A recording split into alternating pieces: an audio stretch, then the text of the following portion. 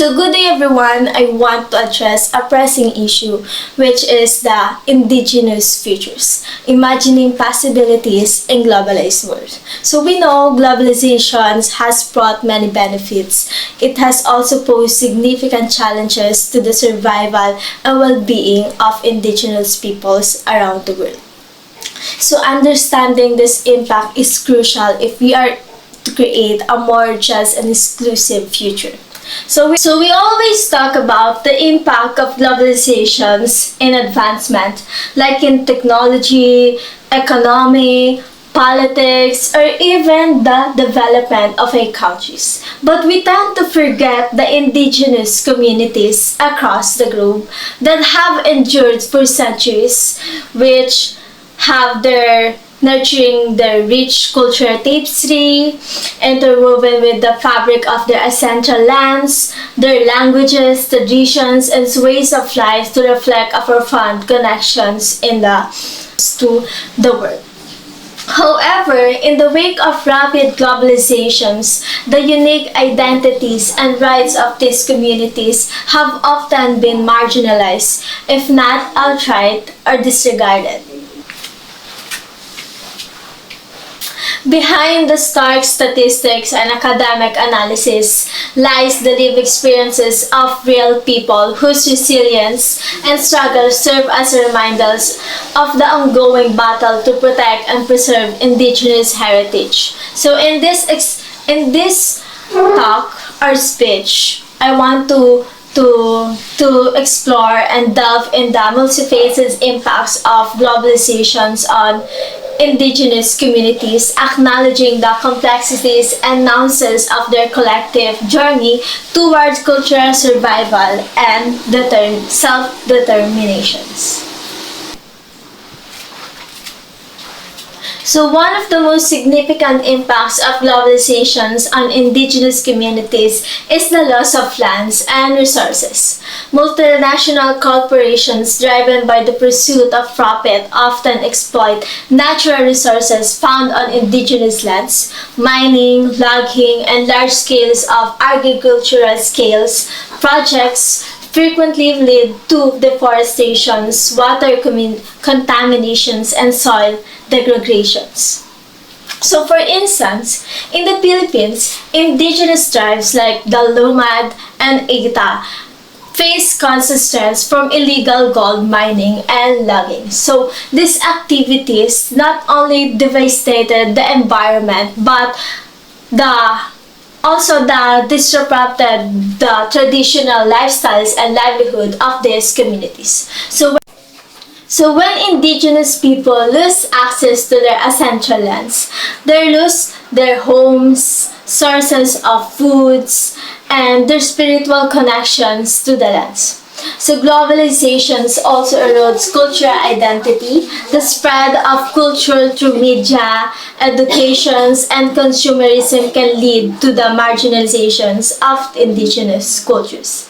So young indigenous peoples exposed to dominant global cultures may feel pressured to abandon their traditions, languages, and custom in favor of more modern ways of living. So do you know what is the result of this? So these cultural assimilations often results in the loss of their languages, traditional knowledge, and cultural practices. For example, many indigenous languages are at risk of extinctions because younger generations are not learning them. When a language dies, we lose not just means of communications but also a unique worldview and a wealth of traditional knowledge. And now, globalization has often exacerbated economic inequalities for indigenous people. While global markets promise economic opportunities, they frequently exploit the indigenous labors and resources without fair compensations. Indigenous communities are often left with the environmental and social costs of developmental projects while the profits flow to distant corporations and investors. Consider the situations of indigenous people or workers in these countries. They often work in poor conditions for the minimal wages, producing good for global brands. So these economic explosions, okay na yun, masyado ka. These economic exploitations continue the cycles of poverty and limits opportunities for indigenous communities to achieve sustainable developments on their own terms. And now, globalizations can also lead to political marginalizations. National government influenced by a global economic interest that may neglect or actively undermine the rights of indigenous peoples. So policies that prioritize economic development over indigenous lands rights result in the displacements and conflicts. So indigenous groups here in the Philippines have campaigned for recognitions and independence for a very long time. They have made some progress, but they still have a long way to go before they can exercise the right to self-determinations and keep outsiders out of their territory. One striking example is the Lumad people of Mindanao, who have experienced military and forced relocations as a result of mining interests. So, imagining possibilities and the future of globalized worlds in indigenous people are profound and far-reaching. However, acknowledging this impact is the first steps towards creating change. We must also advocate for policies that respect and uphold the rights of indigenous peoples, ensuring they have the control over their lands, resources, and their cultural heritage. So as global citizens, we have responsibilities to support indigenous communities in their struggle for justice and inequalities. This can be done through supporting indigenous-led initiatives, promoting fair trade practices, and raising awareness about the issues they face. And now,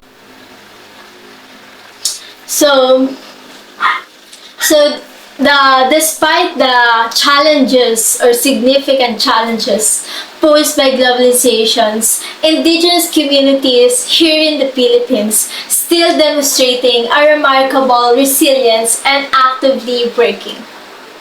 So through the grassroots movements, cultural preservations projects, and political policies, indigenous peoples strive to reclaim their rights, protect their lands, and preserve their cultural identities.